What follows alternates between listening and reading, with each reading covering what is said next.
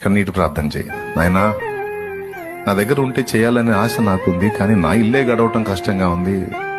ఈరోజు నీ సన్నిధికి ఏమి ఇచ్చే పరిస్థితి కూడా నాకు లేదు అంటే 2 కన్నీటి చుక్కలు రాల్చి ప్రార్థన చేయి. ఆ ప్రార్థనలో అడుగు, కావలసిన సమస్తం సమకూర్చమని అడుగు, ఆత్మలు నిమ్మని అడుగు.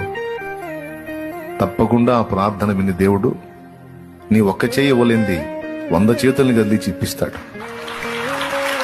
Don't worry, కృంగిపోవద్దు, అధైర్యపడొద్దు, నిరాశపడొద్దు, నిరుత్సాహపడొద్దు.